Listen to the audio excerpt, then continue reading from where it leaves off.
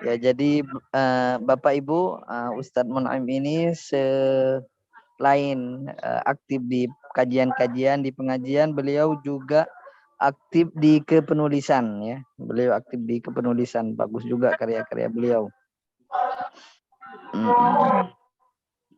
Dan di antara karya beliau, ikut seminar Ustadz ya, yang di Bali kemarin. Ya, panel, selected Iya, panel. Apa ya? Iya. Ya, tulisannya terpilih untuk Iya. dipresentasikan di sana. Iya. Itu event internasional. Iya. Cuma yang mengadain Indonesia, Kemenak.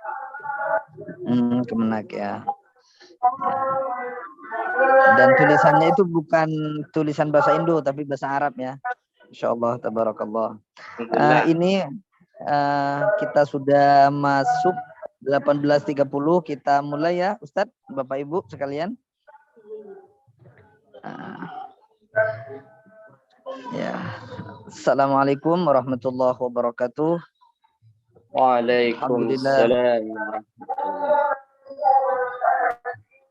Alhamdulillah, wassalatu wassalamu ala rasulillah wa ala alihi wa sahbihi wa mawala amma ba'd. Yang kami hormati Ustadz Mun'aim selaku pengajar Riyadhus Shalihin, Bapak Ibu semua yang dirahmati Allah Subhanahu wa taala, pecinta Allah, pecinta ilmu, semoga dikumpulkan nanti dengan para pecinta ilmu. Amin Allahumma amin. Alhamdulillah, kajian perdana kitab Arba'in Nawawi insyaallah akan dikupas tuntas oleh Ustadz Mun'aim, dan hadisnya ada 42 hadis. PDF-nya sudah saya share di grup ya. Insyaallah oleh admin juga sudah disampaikan di grup.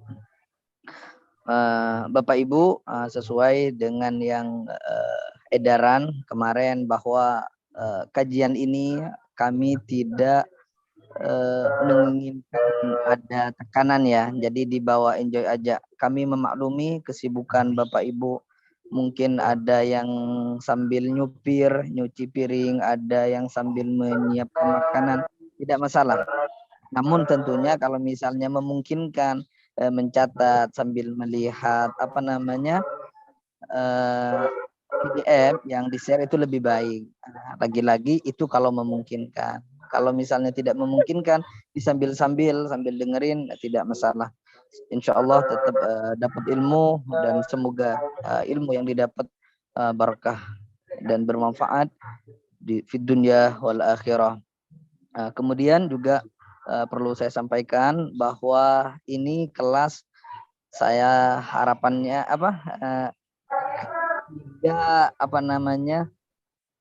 tidak perlu moderator, tidak perlu ada MC ya. Jadi ingin seperti kelas-kelas di pesantren atau kelas-kelas di sekolah. Jadi ustadz datang, kemudian kalau sudah waktunya dimulai seperti itu. Dan estimasi waktunya sekitar 1 jam ya. Penyampaian materi kira-kira 40 menit, kemudian selebihnya tanya jawab, diskusi. Juga tak kalah pentingnya perlu saya sampaikan juga, karena kita ada berkumpul dengan beberapa orang, tentunya perbedaan-perbedaan itu ada, atau bahkan mungkin juga berbeda dengan asatid atau berbeda dengan saya ya, silahkan disampaikan. Cuman tentu harapannya tidak ada perdebatan yang kurang baik. Kalau barangkali ada perbedaan ya disikapi dengan tentunya dengan santun ya. Biar tidak lama-lama, saya pasrahkan kepada Ustadz Mun'aim untuk memulai kajiannya. Dari saya kurang lebihnya mohon maaf. Hadanallahu wa iyyakum. Wassalamualaikum warahmatullahi wabarakatuh. Waalaikumsalam warahmatullahi wabarakatuh. Assalamualaikum warahmatullahi wabarakatuh. Alhamdulillah, wassalatu wassalamu ala rasulillah wa ala alihi wa sahbihi wa mawalah, amma ba'du. yang terhormat Al-Ustadz Mukhlisin, ibu-ibu, bapak-bapak yang bergabung dalam pesantren online Riyadhus Shalihin yang berbahagia. Salam kenal, nama saya Abdul Munim Khalil. Insyaallah semoga terus istiqomah. Kita akan memulai pengajian online ini pertama-tama dengan mengirim surat Al-Fatihah kepada Nabi Muhammad SAW, kepada keluarga dan para sahabatnya, kemudian kepada para ulama dan salihin, terutama kepada penulis kitab Al-Arba'in, yaitu Al-Imam Yahya bin Syarafuddin An-Nawawi.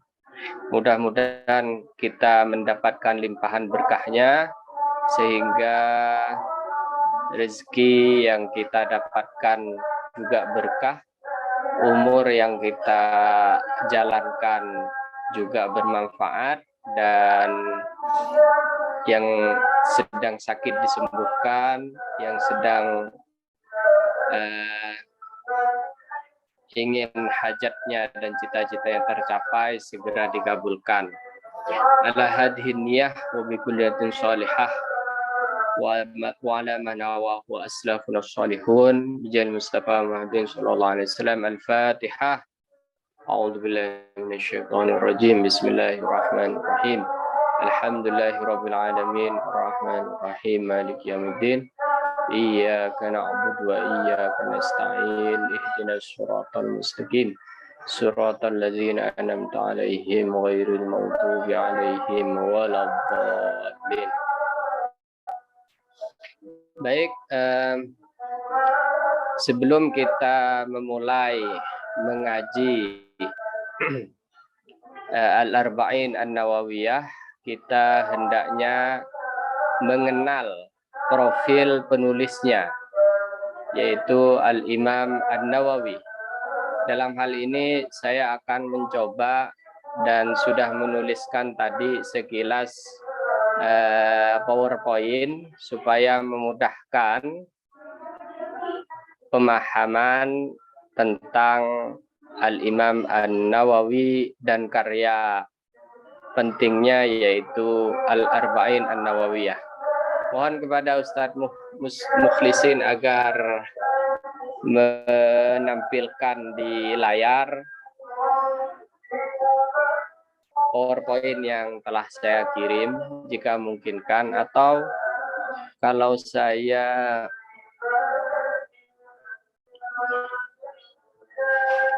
bisa Ustaz. Langsung antum saja Ustaz, langsung antum saja. Langsung bisa ya. Ini ada tulisan host disable participant screen sharing.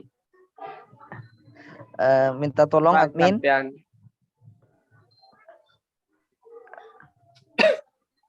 Sebentar Ustaz, mohon maaf. Minta tolong admin.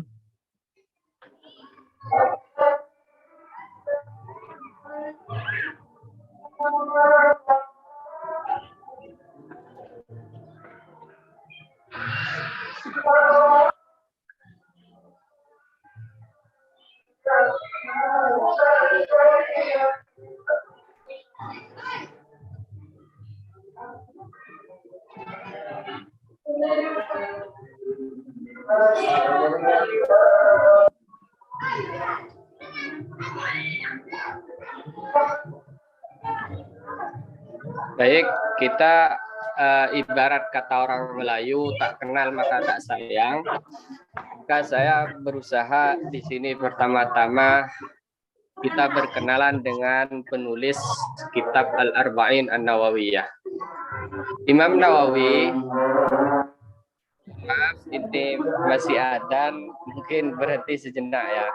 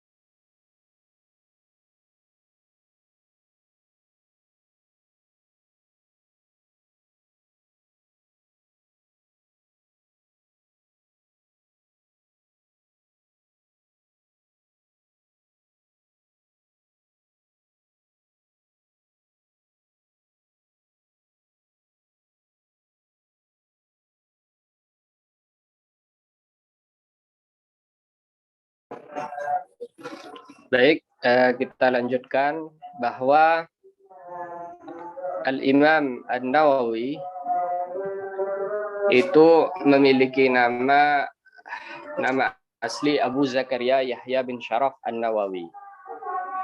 Beliau digelari Muhyiddin. Muhyiddin itu artinya orang yang menghidupkan agama. Kemudian beliau juga tercatat sebagai mujaddid abad ke-7 Hijriah. Jadi di dalam Islam itu ada istilah mujaddid. Mujaddid itu bahwa dalam setiap 100 tahun, di setiap satu abad itu akan ada dari umat Nabi Muhammad seorang ulama yang memperbaharui pemahaman tentang agama. Adapun posisi Al-Imam Yahya bin Syarafuddin An-Nawawi ini di dalam mazhab Syafi'i dianggap sebagai muharrir. Muharrir itu yang menjelaskan, yang mendetailkan, serta dianggap sebagai mujtahid di dalam mazhab. Beliau dilahirkan di kota Nawa. Nawa itu di kawasan Syria sana, Syam, pada Muharram 631 Hijriah atau 1233 Masehi. Nah, jadi jika dirunut, beliau itu hidup di masa dinasti Mamalik. Dinasti Mamalik itu dinasti setelah Ayyubiyah. Jadi di dalam Islam, dinasti-dinasti besar itu atau daulah-daulah yang besar itu kan setelah Khulafaur Rasyidin ada kemudian Umayyah, kemudian setelah Umayyah runtuh ada Abbasiyah, setelah Abbasiyah runtuh kemudian banyak negeri-negeri yang kecil-kecil itu menjadi daulah. Tapi di masa Abbasiyah itu tentunya juga sudah ada daulah itu, termasuk diantaranya adalah Ayyubiyah. Jadi Ayyubiyah itu semacam daulah kecil yang kemudian menjadi besar karena perannya. Namun tetap mengakui secara administratif berada di bawah Abbasiyah. Kemudian setelah daulah Ayyubiyah ini dengan tokoh pentingnya itu Salahuddin Al-Ayyubi, itu kemudian nanti muncul Mamalik atau Mamluk. Mamalik ini ibu kotanya berada di Kairo. Ibu kotanya berada di Kairo, dan Al-Imam Yahya bin Syarafuddin An-Nawawi itu hidup di masa Mamalik, tepatnya di masa Al-Zahir Baibars. Al-Zahir Baibars ini yang berhasil menahan gempuran Mongolia, tentara Tartar ke kawasan Islam. Jadi itu Tartar nggak bisa masuk itu ketika ditahan dan ditendang balik oleh Al-Zahir Baibars. Kemudian Imam Nawawi ini jika kita lihat secara periodik, beliau dilahirkan 631 tadi sudah disebutkan. Kemudian di saat umur 10 tahun atau dalam satu riwayat disebutkan saat umur 7 tahun itu Imam An-Nawawi sudah berhasil menghafal Al-Quran di bawah Syekh Yasin bin Yusuf Al-Marakishi. Kemudian pada umur 640 Hijriah, Imam An-Nawawi tepatnya di saat berumur 19 tahun itu bergabung dan masuk di salah satu madrasah di Damaskus yang bernama Madrasah Rawahiyah. Beliau di sana selama 2 tahun. Dalam pengakuannya pada muridnya yang paling favorit yaitu Ibnul Attar, beliau mengatakan selama di sana beliau sering kelaparan dan hanya makan atau mengisi perut dengan air minum saja. Kemudian di tahun 641 hingga tahun 642, waktu mondok atau waktu belajar di Rawahiyah, di Madrasah Rawahiyah ini, Imam An-Nawawi itu berhasil menghafal banyak karya penting, terutama di dalam mazhab Syafi'i ya. Beliau hafal kitab At-Tanbihnya Imam Asy-Syirazi, kemudian beliau juga hafal seperempat dari Al-Muhadzab. Al-Muhadzab itu salah satu karya penting di dalam mazhab Syafi'i, dan menurut riwayatnya Al-Muhadzab itu ditulis selama 15 tahun, sehingga itu menjadi karya yang monumental. Rata-rata karya yang monumental, sebuah buku yang abadi itu biasanya ditulisnya tidak main-main. Kemudian di saat Rawahiyah, di waktu berada di Rawahiyah, guru favoritnya adalah Ishaq bin Ahmad bin Utsman Al-Maghribi. Pada tahun 651 Hijriah, Imam An-Nawawi melaksanakan ibadah haji bersama ayahnya, dan beliau wafat 676.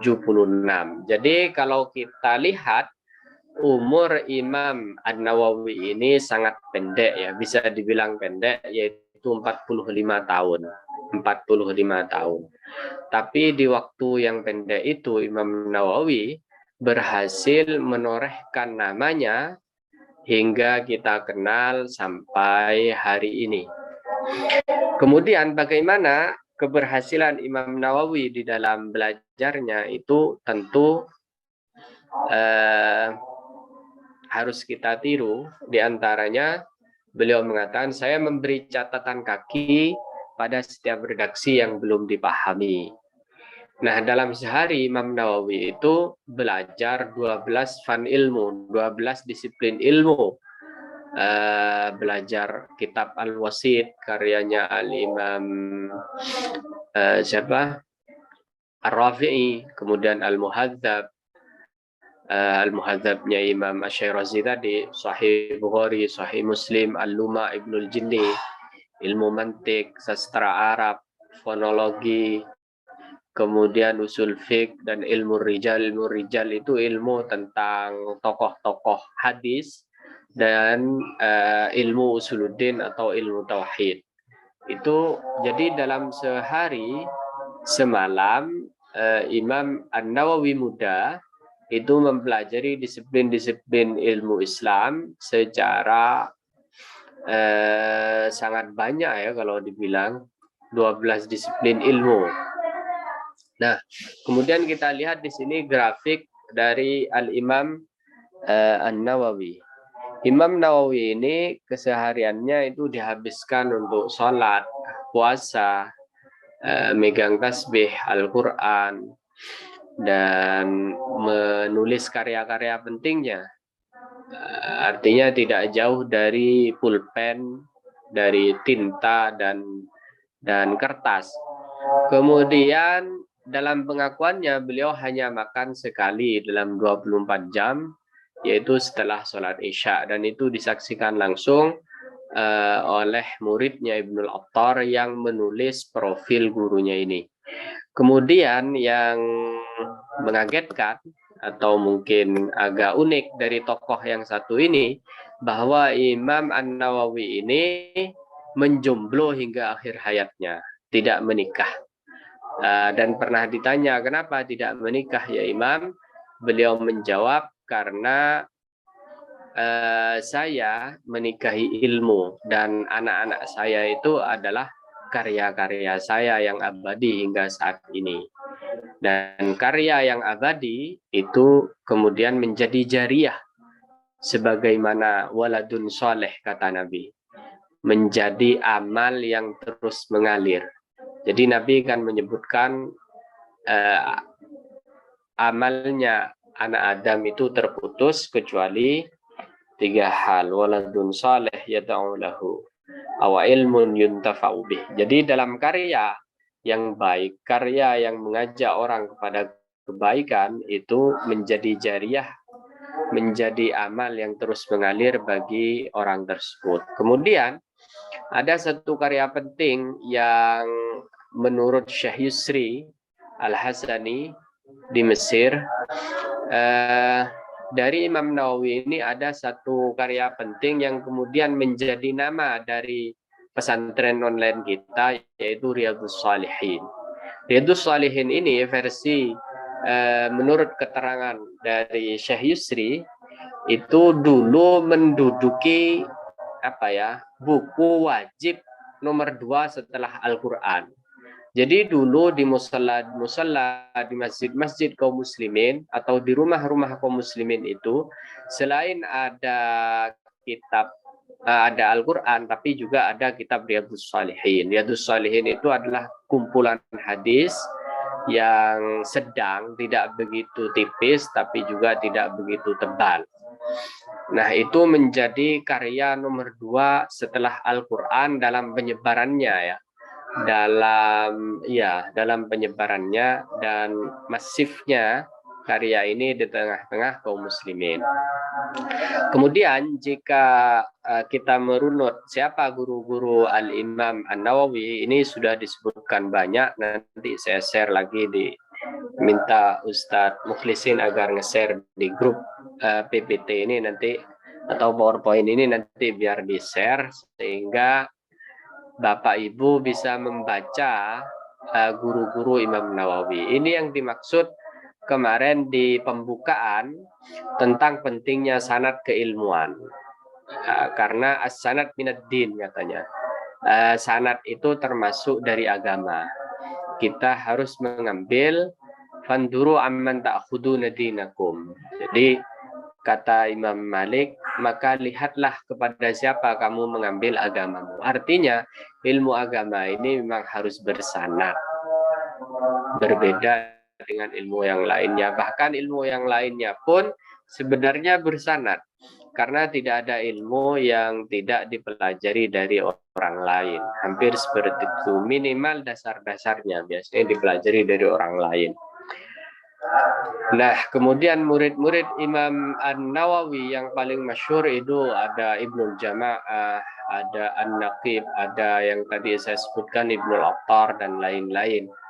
Nah, karya Imam Nawawi ini sebenarnya sangat banyak, sehingga ulama mengatakan bahwa seandainya karya-karya Imam Nawawi itu dikalkulasi, maka umurnya yang 45 tahun itu bisa dibagi per harinya, itu beliau sejak lahir ya, catatannya sejak lahir, itu sudah menulis 1 halaman.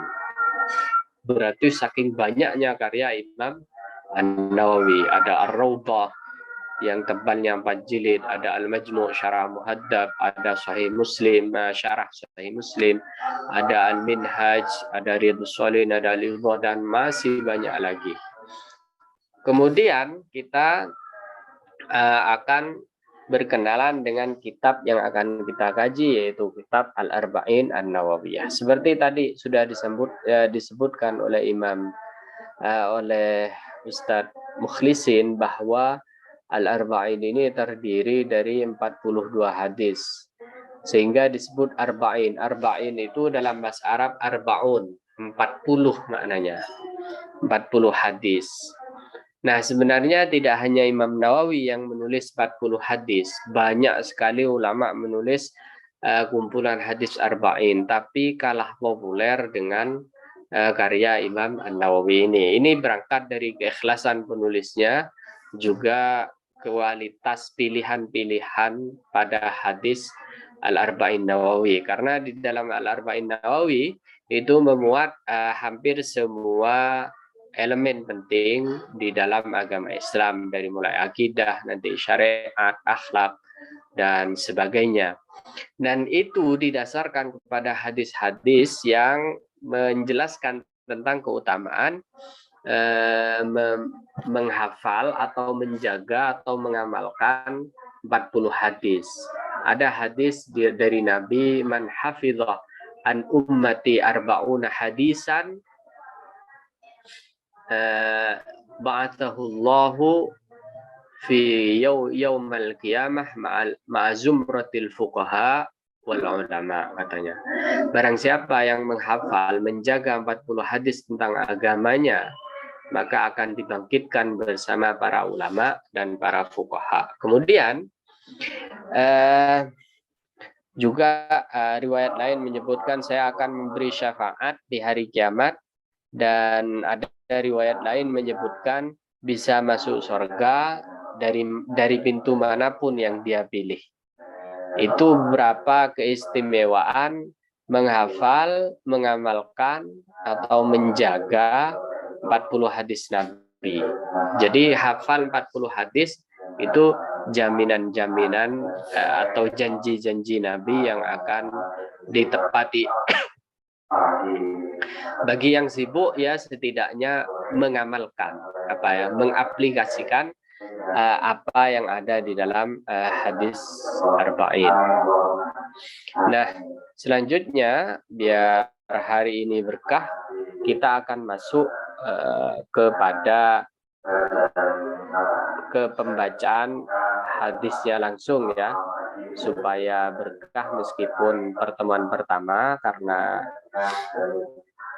kita sudah mengenal Al-Imam An-Nawawi secara profil dan juga karya-karyanya dan beberapa hal terkait dengan Imam An-Nawawi. Nah, Imam Nawawi ini perlu Bapak Ibu ingat, nanti kadang orang salah menyebut. Ada Imam Nawawi Banten, ada Imam Nawawi yang Yahya bin Syarafuddin An-Nawawi. Yang kita maksud di sini adalah Yahya Syarafuddin An-Nawawi. Kalau disebut Imam Nawawi tanpa Al-Bantani, maka itu adalah Imam Nawawi yang kita bahas hari ini. Seperti itu ya. Jadi jangan sampai tertukar. Baik. Bismillahirrahmanirrahim. Qala al-musannif rahimahullah wa nafa'ana bihi wa bi'ulumihi fid dharain amin. Bismillahirrahmanirrahim. Dengan menyebut nama Allah Ar-Rahman, zat yang maha pengasih, Ar-Rahim, zat yang maha penyayang. Alhamdulillahi Rabbil Alamin. Segala puji bagi Allah Rabbil Alamin, yang menjadi Tuhan alamin, sekalian alam. Qayyumis samawati wal ardina, zat yang mendirikan atau mengadakan, menjaga langit dan menjaga bumi. Mudabbiril khalaiki, zat yang maha mengatur makhluk ajma'inah keseluruhannya. Ba'ithir rusulih, zat yang membangkitkan para utusan atau zat yang mengutus para utusan, gitu yang benar. Salawatullah, mudah-mudahan salawatuhu, mudah-mudahan salawat Allah. Kalau wassalamuhu, dan keselamatan alaihim, atas para rasul. Ilal mukallafinah, kepada sekalian orang-orang mukallaf. Jadi Allah lah yang mengutus utusan kepada sekalian orang mukallaf. Orang mukallaf itu orang yang bagaimana? Orang yang punya akal, orang yang sudah baligh, itu mukallaf. Baligh itu ditandai dengan mimpi basah atau umurnya sudah 15 tahun, itu namanya mukallaf. Lihidayatihim, apa fungsi dan tujuan dari terutusnya para rasul itu adalah lihidayatihim, untuk memberikan petunjuk pada orang mukallaf. Begitu. Jadi fungsi para rasul itu sebagai perantara antara Allah dengan makhluknya, dengan manusia, dengan kaum mukallaf. Itu yang dimaksud. Karena Rasul itu memang harus dari kalangan manusia, sehingga dia bisa menyampaikan pesan-pesan atau risalah Allah dengan dengan gamblang. Wa bayani syara'id dini, dan menjelaskan syariat-syariat agama. Jadi fungsi kedua dari para rasul itu selain menunjukkan ke jalan yang benar adalah menjelaskan syariat-syariat bidalailil qat'iyyati, dengan dalil-dalil pasti, wa wadihatil barahini, dan dalil-dalil yang sangat jelas. Wadihat itu jelas, barahin ini dalil. Jadi para utusan itu fungsinya demikian. Fungsinya adalah menunjukkan ke jalan yang benar dan menyampaikan para syariat pada syariat Allah. Urusan mereka iman dan tidak itu urusan Allah. Innaka lan tahdi man ahbabtah walakin Allah yahdi man yasha, kata Allah di dalam Al-Qur'annya. Sungguhnya engkau Muhammad tidak bisa memberi hidayah kepada orang yang engkau cintai. Allah lah yang memiliki hak prioritas memberi hidayah. Jadi tugas seorang nabi hanya menjelaskan dan mengajak. Urusan mau dan tidak itu adalah Allah yang menentukan. Ahmaduhu saya memuji. Ahmaduhu saya memuji Allah. Ala jami'i ni'amihi, atas nikmat-nikmat Allah, wa as'aluhu dan saya memohon kepada Allah al-mazidah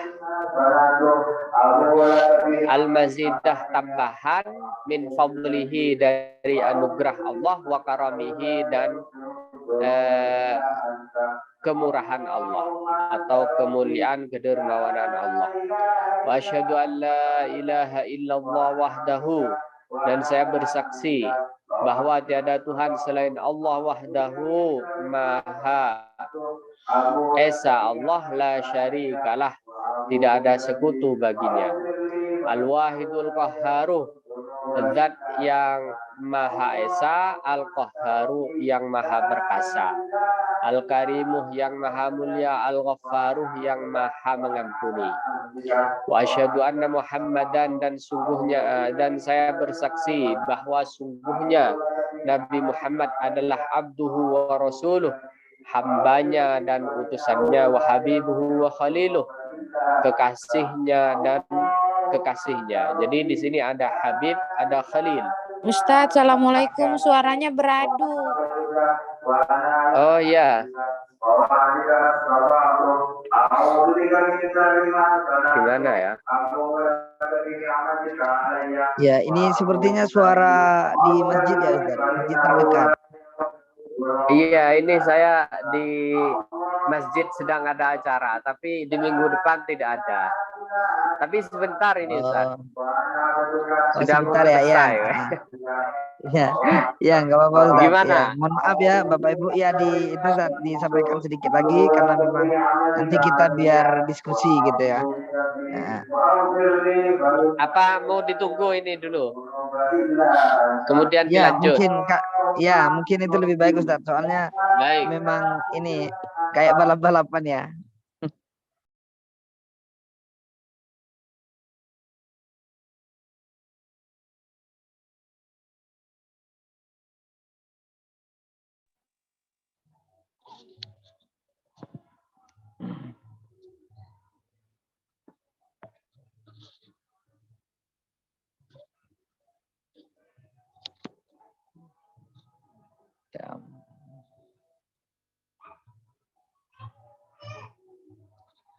Ya, mohon maaf Bapak Ibu karena memang rumah beliau berdekatan dengan masjid sama seperti saya. Di belakang saya juga masjid. Tapi alhamdulillah kebetulan tidak ada acara. Dan ini kita masih di muqaddimah ya, atau pendahuluan daripada Imam Nawawi, belum sampai ke hadis-hadisnya. Insya Allah minggu depan kita sudah masuk hadis. Namun barangkali nanti jika ada hal yang mau ditanyakan dengan senang hati. Jadi tadi sangat panjang sekali bagaimana kisah Imam Nawawi ya. Beliau 24 jam makannya sehari, bandingkan dengan kita, bukan kita ya, saya maksudnya. Sering makan, jadi kebawaannya gendut ya kalau saya, bukan ibu-ibu. Bukan bapak ibu. Imam Nawawi memang tidak pernah tidur ya. Tidak pernah tidur terlentang. Beliau hanya tidur ketika ketiduran. Itu saya pernah juga baca sekilas profil beliau demikian. Jadi tidurnya hanya nulis gitu, kemudian tidur. Setelah itu beliau bangun, sholat, baru nulis lagi. Kehidupan beliau seperti itu. Bahkan saya pernah mendengar dari salah satu guru bahwa pernah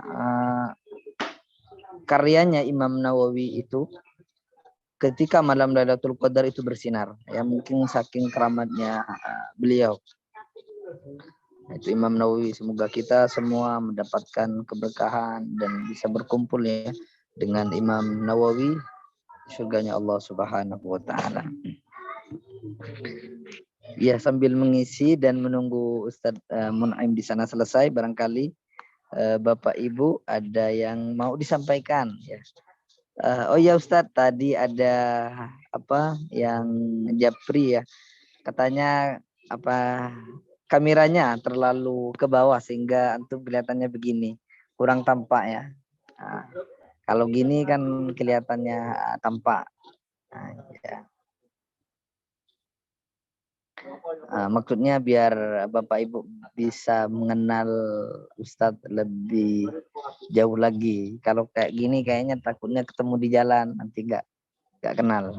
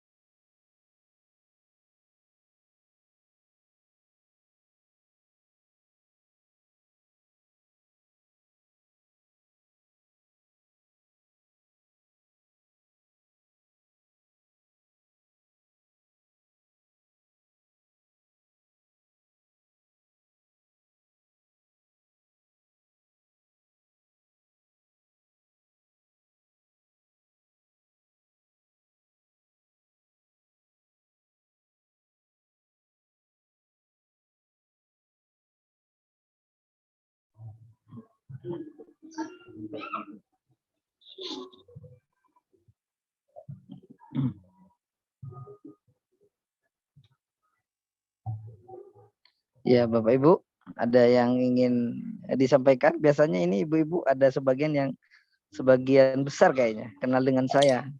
Kalau di grup dengan saya biasanya rame, ini kok pada sunyi ya? Masih malu-malu. Masih malu-malu ya. Iya malu. Khawatir belum bisa buka ini gitu mic. Mungkin boleh ya Pak Ustadz buka mic ya? Iya buka, nggak apa-apa Bu. Kalau misalnya ada hal yang pengen disampaikan sambil lalu enggak apa-apa. Takutnya kalau misalnya ada pertanyaan sekilas ketika disampaikan ada yang tidak dimengerti, ditanyakan aja, nggak apa-apa ya. Pak Ustadz. Baik, terima kasih Pak Ustadz. Masya Allah, ini Bu Dokter ya, salah satu dokter terbaik mungkin pada masanya ya. Sampai sekarang Ustadz, Bu Dokter terbaik. Iya, Masya Allah, iya. Amin, Allah, alhamdulillah.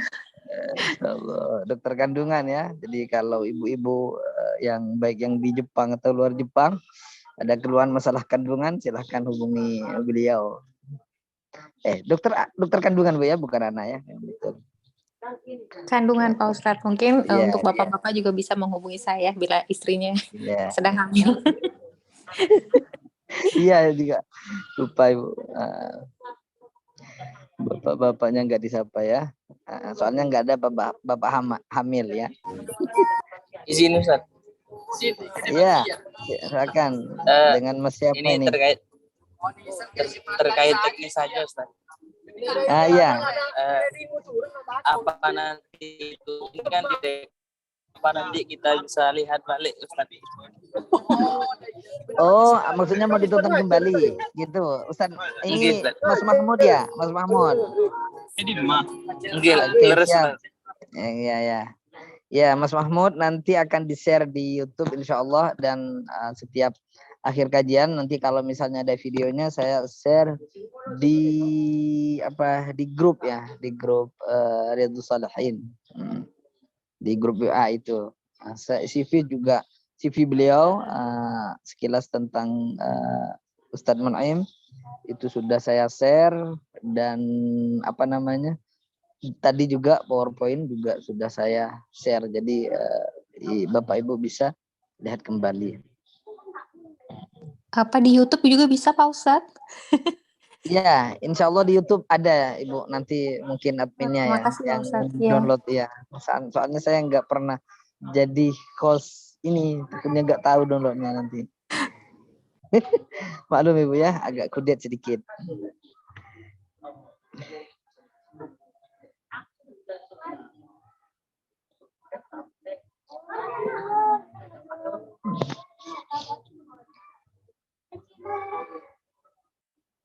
Ya, Masya Allah.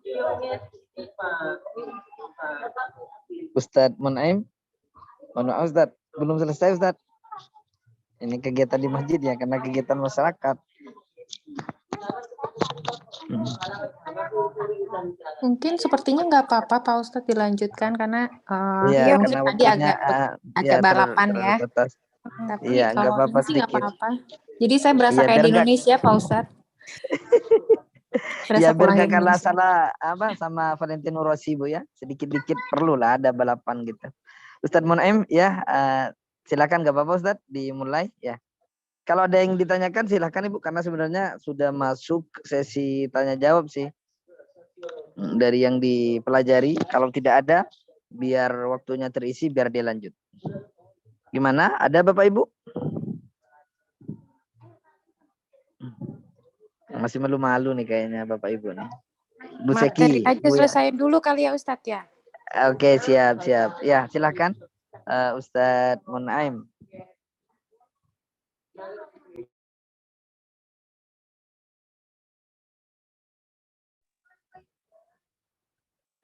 Ustadz Munaim belum selesai. Enggak apa-apa Ustadz, enggak selesai Ustadz. Lanjutkan saja biar waktu terisi. Insya Allah ini melatih kefokusan pendengaran kita.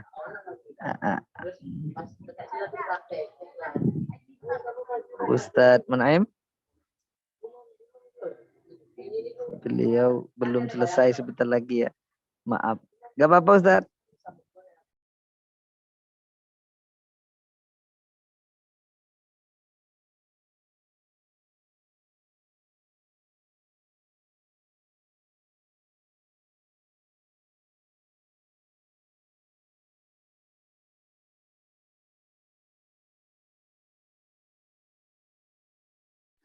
Mungkin kendala di sini karena beliau juga posisi di kampung seperti ini.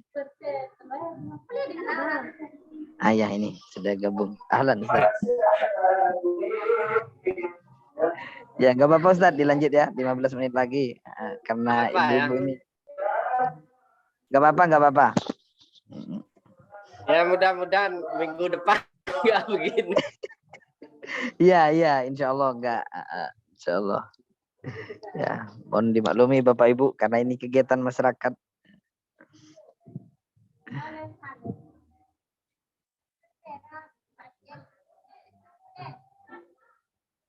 Ustadz Munaim, sinyal kayaknya terkendala di sini.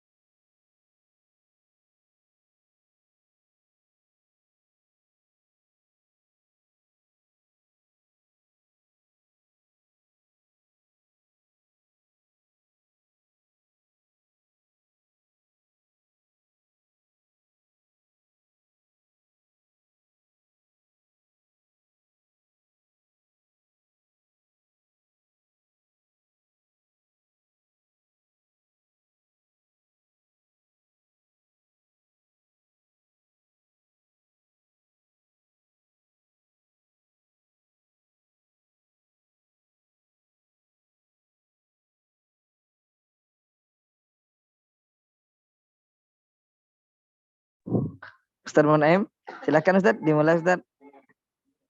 Bisa? Kendala di sinyal ya. Perlu saya kirim sinyal Ustaz? Kalau perlu saya kirim nih.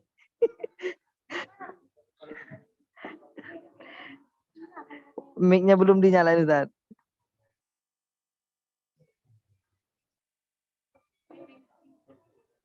Ya, kayaknya beliau ada kendala teknis.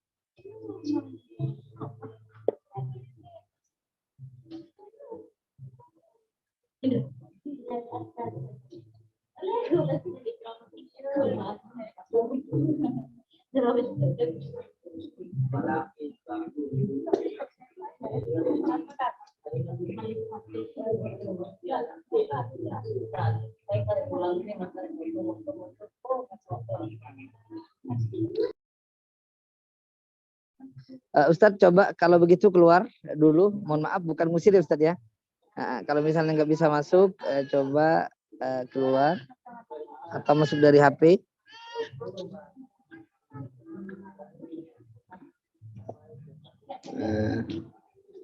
Beliau ini senior saya dulu Bu ya. Memang beliau aktif di kajian. Salah satu orang yang membantu saya berangkat ke studi di Mesir. Beliau.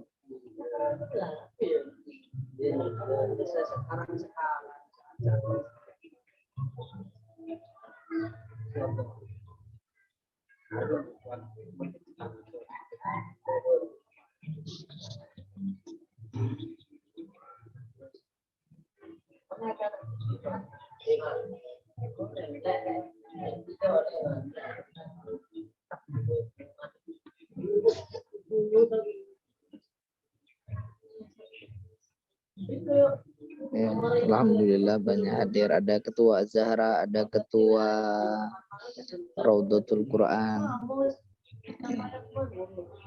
Ustadz, bagaimana? Ya, alhamdulillah. Ya, silakan Ustadz. Ya, silakan dilanjut. Kita lanjutkan sebentar lagi dan kemudian kita masuk ke sesi diskusi. Afdolul makhlukin.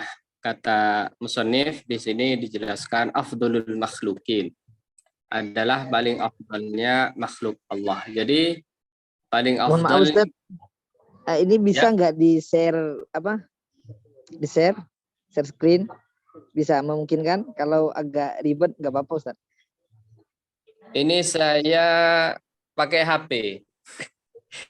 Coba kayaknya bisa Ustaz. Oh coba ya. Aduh, admin harus hanya host yang dapat berbagi dalam rapat ini.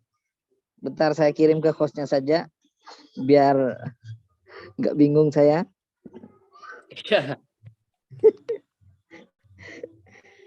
Silakan Pak host, apakah sudah terkirim?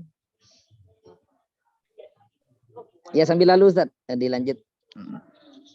Jadi Nabi itu adalah afdalul makhlukin alal itlaq ya, secara mutlak. Paling afdalnya makhluk adalah Nabi Muhammad sallallahu alaihi wasallam. Al-mukarramu yang dimuliakan, dianugerahi Nabi bil Qur'anil azizih dengan Al-Qur'an, Al-Qur'anul aziz, al-mu'jizatil mustamirrah, sebagai mukjizat yang berkelanjutan ala ta'aqubis sininah, sepanjang tahun. Jadi seluruh mukjizat Nabi selain Al-Qur'an itu sudah berakhir. Seluruh mukjizat Nabi selain Al-Qur'an sudah berakhir. Jadi Al-Qur'an itu adalah mukjizat Nabi al-khalidah, yang abadi. Jadi mukjizat Nabi yang abadi hanya Al-Qur'an. Sementara mukjizat Nabi yang lain seperti bisa berbicara dengan hewan, bisa keluar air dari jari jemari, bisa memperbanyak makanan yang sedikit, dan bisa membelah matahari dan yang lainnya, itu sudah berakhir. Maka yang abadi dan akan terus-menerus mustamirrah, bahasanya Imam Nawawi di sini, adalah Al-Qur'anul Karim. Al-Qur'an itu adalah mukjizat yang abadi dan akan terus mukjiz. Mukjiz itu maknanya apa? Mukjiz itu artinya melemahkan. Jadi Al-Qur'an itu sanggup melemahkan musuh-musuh Islam. Ketika seorang mencari kelemahan ajaran Nabi melalui Al-Qur'an, maka dia tidak akan sanggup menemukan itu. Bahkan yang ditemukan adalah kemudian kebenaran-kebenaran, sehingga banyak orang-orang orientalis kemudian masuk Islam gara-gara Al-Qur'an. Jadi menemukan kebenaran ayat apa, akhirnya baik para saintis ataupun orang-orang barat yang sengaja mempelajari Islam itu malah berbalik arah menjadi pembela Islam. Itu maksudnya mukjizah mustamirrah. Wabis sunanil mustanirotih, dan juga Nabi itu dianugerahi sunnah, ajaran yang mustanirah, yang bersinar, syariat yang bercahaya, lil mustarsyidinah, bagi orang-orang yang mencari petunjuk. Al-makhsusi, yang dikhususkan, bijawami'il kalimi. Jadi Nabi itu maksus atau mendapat privilege, ya, mendapat keistimewaan jawami'ul kalim. Jawami'ul kalim itu apa? Jawami'ul kalim itu bicara pendek tapi menyimpan arti yang sangat panjang dan sangat berkualitas gitu. Itu Nabi. Ad-dinun nasihah, misalkan Nabi mengatakan ad-dinun nasihah, agama itu ini adalah nasihat. Nah, itu pendek. Innamal a'malu binniyat, seperti akan kita saksikan nanti ketika membaca kitab Arba'in Nawawi ini, kita akan melihat bahwa Nabi itu dianugerahi atau diberi keistimewaan jawami'ul kalim. Jawami'ul kalim itu telah saya sebutkan tadi, bicara tidak panjang tapi menyimpan arti yang komprehensif, arti yang holistik, yang menyentuh segala aspek. Wasama hatid dini, dan agama yang toleran, agama yang samahah, yang mudah, yang toleran. Jadi agamanya Nabi Muhammad, syariatnya Nabi Muhammad itu adalah syariat yang termudah dan paling sesuai dengan fitrah manusia. Jika kita menggambarkan ataupun melakukan perbandingan dengan nabi-nabi sebelumnya, seperti di dalam syariat Nabi Musa misalkan. Nabi Musa itu kalau najis ya harus digunting, umpamanya bajunya najis itu digunting, bukan dicuci. Kemudian kalau bermaksiat maka pagi harinya di pintunya itu akan tertulis. Nah, Nabi Muhammad itu syariatnya tidak demikian. Tapi najis dicuci, kemudian kalau melakukan salah tidak lantas adabnya itu langsung. Tapi oleh Allah diberi kemurahan supaya bertaubat. Dan pintu taubat tidak pernah ditutup. Kemudian salawatullah, mudah-mudahan salawat Allah. Salawat Allah itu maknanya adalah rahmat Allah. Kasih sayang Allah wassalamuhu, dan keselamatan Allah alaihi, atas Nabi Muhammad, wa ala sairin nabiyinah, dan atas sekalian para nabi. Jadi jumlahnya para nabi itu sebenarnya banyak. Ada yang mengatakan 120 nabi. Ada yang mengatakan sekian, atau bahkan ada yang mengatakan tidak ada yang tahu jumlahnya kecuali Allah. Namun yang wajib diimani dan wajib kita kenali itu yang 25, itu wajib. Adam, Idris, Nuh, Hud, Soleh, dan selanjutnya itu harus kita kenali karena itu menjadi rukun agama, rukun Islam. Jadi rukunnya agama diantaranya rukunnya iman. Beriman kepada Nabi yang 25. Apa harus hafal? Tidak harus hafal. Yang penting tahu bahwa Nuh itu Nabi, bahwa Lut itu Nabi. Enggak harus hafal. Jadi jumlah yang wajib diimani adalah yang 25. Kenapa 25? Karena yang 25 ini yang disebut di dalam Al-Quran.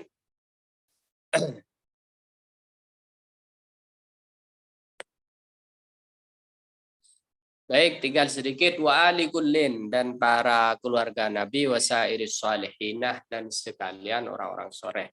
Kiranya cukup untuk penyampaian materi kali ini.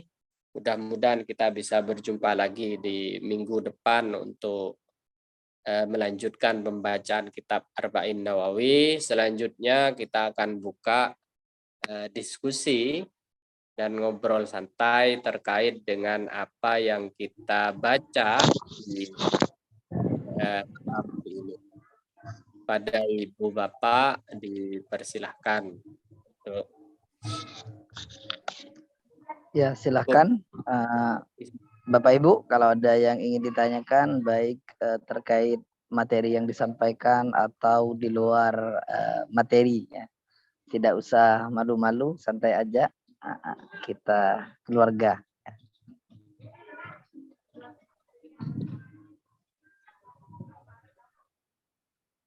Maklum nih, awal-awal masih agak malu-malu.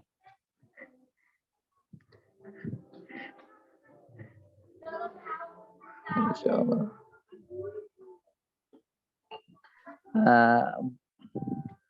Sedikit saya perlu saya sampaikan juga bahwa di sini kan memang kajiannya adalah kajian kitab ya. Jadi membaca satu persatu kemudian dijelaskan apa yang perlu dijelaskan karena ini juga menjadi tradisi para ulama. Enggak ada ulama tanpa baca kitab yang yang bentuknya demikian. Tidak ada ulama yang tak pernah mengaji. Karena memang dari segi keilmuan yang didapat beda. Dan itu yang saya maksudnya rasakan antara belajar nyupot satu-satu dengan belajar dari dari pembahasan dari bab 1 sampai selesai itu terasa beda. Jadi kita sudah sebenarnya mendapat banyak keutamaan, diantaranya kita juga ikut tradisi para ulama dalam belajar seperti apa. Ya, silahkan Bapak Ibu. Sepertinya. Halo, izin Ustaz. Ya, silakan. Pak Amir Mahmud, silakan. Kalau bisa didengar. Oh, jelas sekali, Mas. Oh, soalnya di jalan, Pak. Gini, Ustaz. Saya sedikit sekilas membaca tadi ke bawah, maksudnya segala sesuatu itu kan tergantung dengan niatnya. Nah, ini hanya sekedar cerita. Saya jujur aja, misalkan saya melakukan sesuatu yang baik gitu kan, tapi motifnya itu tidak baik gitu kan. Nah, pertanyaannya sebenarnya niat itu ada di mana? Gitu? Apakah di awal dan apakah nanti bisa direvisi gitu? Bisa diubah pertengahan jalan atau gimana? Mungkin cukup segitu. Ya, Masya Allah, memang anak muda ini agak memang rawan buru-buru ya Ustaz. Sebenarnya nanti di bab 1 tapi udah baca duluan kan, Masya Allah. Gak apa-apa, silakan Ustaz Munaim. Baik, terima kasih kepada Mas Amir Mahmud. Sebenarnya ini akan menjadi tema di bab hadis awal ya, hadis pertama berkaitan dengan niat. Nah, niat itu memang menjadi awal dari segalanya gitu. Niat itu menjadi awal sehingga motifnya itu juga menentukan. Jika niatnya tidak baik, maka perbuatan baik akan berubah menjadi buruk. Jadi ada rumus begini. Yang baik menjadi baik karena niat. Kemudian yang baik akan menjadi buruk juga karena niat. Jadi ini salah satu kehebatan niat atau saktinya niat gitu, kehebatan niat. Jadi niat itu yang baik bisa menjadi buruk karena niat gitu. Yang baik bisa jadi buruk karena niat gitu. Sumpamanya saya ngajar agama baik, tapi saya niatkan untuk dipuji, maka menjadi tidak baik. Gitu. Jadi niat itu bisa merubah segalanya kecuali satu. Ingat, hanya satu yang tidak bisa dirubah oleh niat, yaitu perbuatan buruk tidak bisa berubah baik gara-gara niat baik. Seperti saya mencuri untuk saya sedekahkan kepada fakir miskin, itu tidak bisa. Saya mengonsumsi sabu-sabu supaya saya kuat beribadah, itu tidak bisa. Selain itu bisa berubah. Seperti tadi Pak Amir Mahmud bertanya, kalau motifnya tidak baik gimana? Ya jadinya tidak baik. Jadi yang tidak bisa dirubah oleh niat hanya satu, yaitu perbuatan buruk tidak bisa diubah menjadi baik. Itu. Selebihnya itu bergantung kepada niat. Jadi niat itu sangat menentukan. Kemudian apakah niat bisa berubah? Ya bisa berubah di tengah jalan. Makanya kalau ada pertanyaan juga itu ke Imam Ghazali, gimana kalau gado-gado? Ada niat baiknya tapi ada niat buruknya. Maka kata Imam Ghazali, dilihat mana yang dominan, kayak gitu. Mana yang dominan? Dominan baik berarti yang buruk ini akan tertutupi. Dominan buruk maka yang baik ini akan tertutupi. Jadi itu dahsyatnya niat ya. Makanya para ulama itu mengajarkan niat kepada anak-anaknya seperti mengajarkan Fatihah kepada anak-anaknya. Di mana Fatihah itu kan menjadi rukun di dalam sholat. Kalau Fatihahnya benar, maka sholatnya akan benar. Kira-kira seperti itu, Mas Amir Mahmud. Iya. Ya Ustadz, karena waktunya sudah lewat daripada yang edaran yang ditentukan, barangkali takutnya dari para jemaah ada keperluan yang sudah terjadwal. Saya rasa kita cukupkan sampai di sini. Dan seperti yang tadi saya di awal sampaikan, tidak ada moderator ya, tidak ada MC, biar lebih nyantai aja ya. Jadi minggu depan dimasuk kalau sudah waktunya Ustadz Munaim bisa dimulai gitu, kemudian dibuka tanya jawab, nanti semuanya dipasrahkan ke jenengan. Dan minggu depan saya kebetulan akan sering ada di kampung. Kalau saya lagi di kampung yang sinyalnya lagi bagus nih, kayak di rumah mertua nih kan lumayan aman. Jadi insya Allah bisa ngikut, tapi kalau di kampung sebelah yang punya rumah saya, sepertinya agak sulit untuk bisa bergabung. Mohon dimaklumi ya. Cukup sekian. Ada gula kedua ngaca. Ini tadi di Magelang soalnya. Oh iya, ya nggak apa-apa, Mas Amir. Bukan jenengan tapi saya ya maksudnya ya. Ya, mungkin biar lebih berkah, silakan setiap akhir pengajian ditutup Ustadz, dipasrahkan ke Ustadz Abdul Munaim. Baik, ditutup dengan doa maksudnya. Kita membaca doa kafaratul majlis, itu pembacaan bersama subhanakallahumma wa bihamdika asyhadu an la ilaha illa anta astaghfiruka wa atubu ilaik. Kurang lebihnya mohon maaf. Wassalamualaikum warahmatullahi wabarakatuh. Waalaikumsalam warahmatullahi wabarakatuh. Saya izin keluar ya. Iya, silakan Ustaz. Jazakumullah khair, Ustaz. Jazakallah khair Ustaz. Waalaikumsalam Ibu, saya mewakili ya, karena beliau sudah keluar. Ya, mohon Ya. izin Ustaz. Assalamualaikum. Iya, Waalaikumsalam. Silakan istirahat. Ibu. Mohon izin juga Ustaz. Iya, Oh, silakan barengan. Ibu. Salam kenal. Bayu ini Nah, barengan. kompak dulu, Masya Allah. Iya. Waalaikumsalam. Waalaikumsalam. Waalaikumsalam.